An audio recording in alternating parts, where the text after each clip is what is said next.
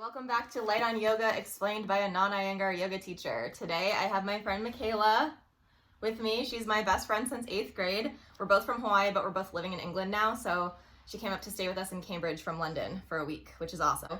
Especially perfect today because the pose that we're working on today is Nakrasana, which means, Nakra means a crocodile, and this is what the pictures look like. We just tried it and it's pretty much impossible. So it's great to have Mikayla here so that I can show it's not just that I can't do it. It's pretty normal, I think, to not be able to do it. This pose, I will also just say, in Ashtanga is a series 2 pose, which means that it's pretty hard. So I'm not surprised that we're finding it really difficult to achieve, but let's read the instructions. So the posture consists of several dynamic movements resembling those of a crocodile stalking its prey, hence the name. Okay, technique. Lie flat on the floor, face downwards. Bend the elbows. Place the palms by the side of the waist. It's a little lower, actually, yeah. Keep the feet about 1 foot apart. Yep, looks good. Exhale, raise the whole body just a few inches off the floor, balancing on the palms and the toes. Keep the body stiff as a poker and the knees taut. The body should remain parallel to the floor. So that's Chaturanga. She's doing it right there. Okay, perfect. If you need to pause and go back down for a minute, that's fine. You're gonna edit all this, right? Wait. No, Chaturanga is really hard to hold, okay? Even I, doing the last video, it made it really brief and didn't explain that much because I didn't feel like holding Chaturanga for that long either. It's not fun. It's not a fun pose to hold. Should I try it again? Yeah, but hold on here. Listen to the next step and then we'll do it all together.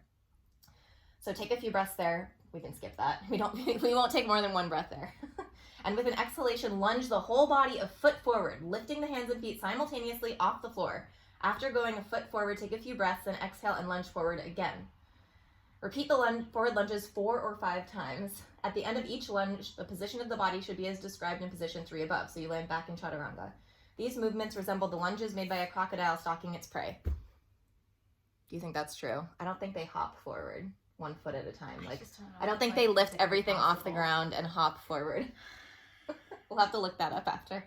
Now reverse the movements and with exhalations jump back about a foot at a time until you return to the position where you started. Rest the trunk on the floor and relax. Here's the effects. This asana develops powerful wrists, throws off lethargy of the body and fatigue of the brain, rejuvenates the entire body, and makes one feel lively and vigorous. Since the movements bring great pressure on the wrists, it is recommended that they be tried gradually. Otherwise, one is apt to sprain the wrists. I don't think that's going to be a problem for us when you see us try this. Okay, ready? Let's try it again. Chaturanga. Okay. There's only really room for one of us in the frame, so we'll go one at a time. Okay, place your hands by your waist. Perfect. Tuck your toes, feet about a foot apart, lift up. Yeah, perfect. Now try to lunge your whole body forward a foot. Okay. Want to try it again? Ready, go. Oh, that was pretty good. I'm going to try going backwards. Okay, ready? Lift up, lift up. Backwards. Yeah. It's kind of more like the worm than a crocodile. Okay, let me try it. This is not going to be much better at all. Okay. Foot apart, back the waist, Chaturanga.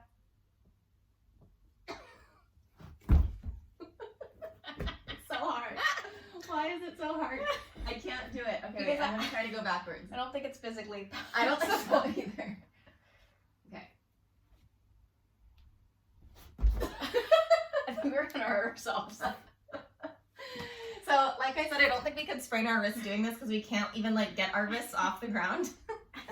That is really, really hard. Do you think, okay, if 60 is the absolute hardest thing to possibly do in yoga and 1 is the easiest, how high would you rate that?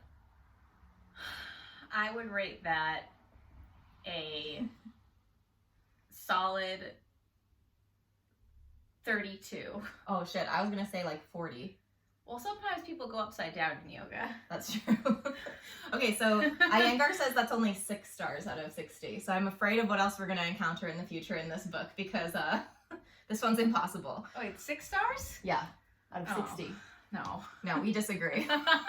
Try this out. Let us know what you think. If anyone figures it out how to do it, let us know. I think the trick is just doing Chaturanga and holding it for so much time each day that you're so strong you can just there's a moment when you're holding that I think you have to it requires you to have your entire core tight and like focused, and then you definitely had to do something with the exhale, because when I was Springing. trying, you were trying to like push almost off the exhale. I think even if you were able to like hop in place, that Should we just try that? that might be something. Well, I also gradual. think it's hard because you're starting from chaturanga, and if you were starting from less of a low down position, if you were starting from like a higher position and then bending a little bit and springing, but it's hard when you're already all the way in that pose.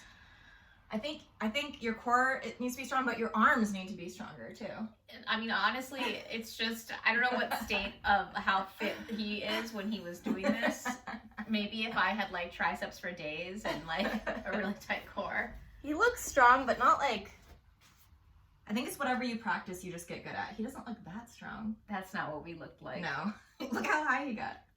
Don't believe it. Okay, so that was Nakrasana. Let us know if you try it. Thanks for watching, and more coming tomorrow.